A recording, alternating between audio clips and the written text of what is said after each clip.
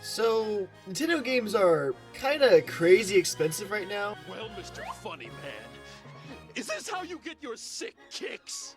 What? It's just an ordinary Krabby. Oh my goodness! I feel like there's a real turning point for this with the re-release of Mario Galaxy 1 plus 2 on Nintendo Switch. Though not the most soulless Nintendo re-release, looking at you Donkey Kong Country Returns HD, it was still definitely an interesting one.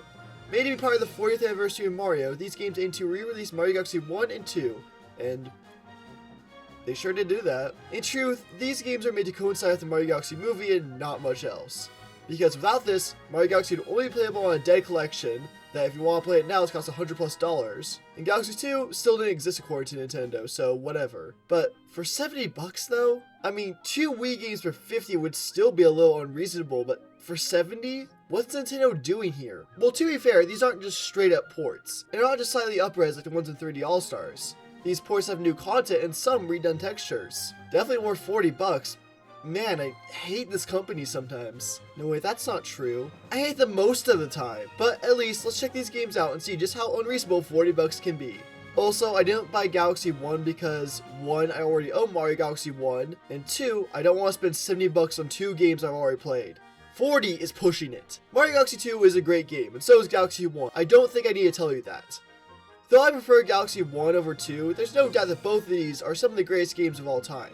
They're simply great, and it works fine on Switch. You see, Galaxy 1 and 2 made use of the Wii Remote's IR pointer. This allowed you to interact with the environment in cool ways. You could use it to grab star bits, to grab pull stars, and do all kinds of things. Thus, when it came to Switch, they couldn't just remove this feature. So they needed some kind of workaround. So, they sure did make one. Now you use gyro controls, and they are fine, I guess. You have to recalibrate them constantly though, making for a pretty intolerable experience at times. If it were me, I would have adjusted the game to make it no longer really need the pointer in a lot of areas. Like the fly sections could have just used the joystick instead, and maybe just make the star bits automatically come to you if you're close enough. And maybe make a lock-on system for pull stars or something. I don't know, I feel like there's just a million ways this could have worked way better. But that would take Nintendo time to implement, and they can't do that. They're a struggling game company. Come on, they need to release Wii games for $70. What else are they gonna do? It's not like they make billions of dollars every single year. But you may be wondering, well, gyro controls would be kinda hard in handheld mode. And you'd be right.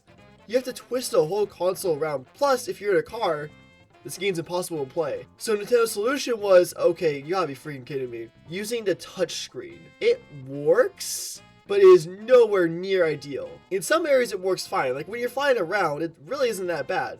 But if you have to jump at the same time using a pointer, it's a mess, man.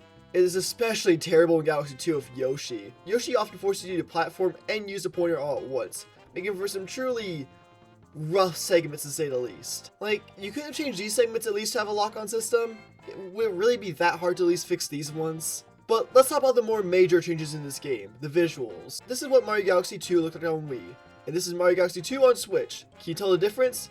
Well, joke's on you, they're both a Switch version. But man, I mean, look at this. Is there really much of a difference? Yeah, it's a higher resolution and textures are improved a bit.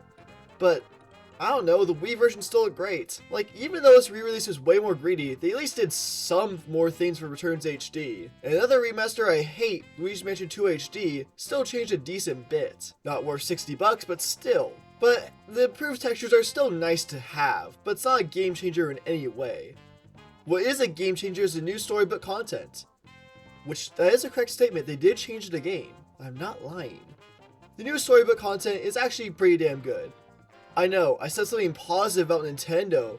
I guess that makes me a filthy Nintendo shill. I'm sorry, you can cancel me now. It adds, one whole new chapter to Galaxy 1 and a new book to Galaxy 2. They made Lubba a girl now. I don't know how I feel about that, I never thought of her like that. But the storybook is really sweet and maybe even a little sad for Lubba, which is a sentence I never thought I'd be able to say. I personally have always had a strange love for Lubba. They're such a funny character in the original game, and I've always loved them a bit more than Rosalina. So now you give them a heartbreaking backstory too, and man, this is pretty good. Okay, enough pauses, back to complaining. They added assist mode, and I'm just saying, why are so many games willing to add these easy modes, but refuse to add a hard mode? Like, I'm glad more people can play these games. I mean, wow, my grandma can play Galaxy 2 now, that's pretty sweet.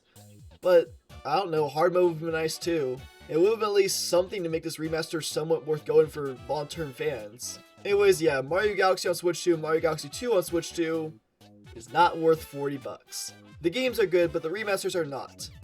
And just because the games are good does not mean you give it a high score on Metacritic. I see all these reviews coming out right now giving this game high review scores. I'm just sitting here like, that's not what we're really reviewing here. Like, yes, Galaxy 2 and Galaxy 1 are great games, and you could argue that alone makes them worth picking up again. But that's not what these remasters are doing as games. They are remaking the game. Their job is to redo stuff. Their job is to make it worthwhile to play again and worth that $40 price tag. And as it stands, I don't think it's worth it. And the fact it has an 80 and above on Metacritic, what the heck is going on here? It's genuinely dumbfounding to me how some reviewers can look at this and just say, it's a good game, it's still good, go play it. When really, that's not the reason you pick up this remaster. Because guess what, most people who love Galaxy 1 and Galaxy 2 already own Galaxy 2.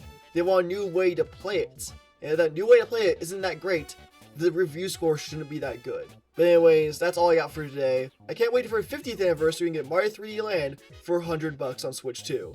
Can't wait.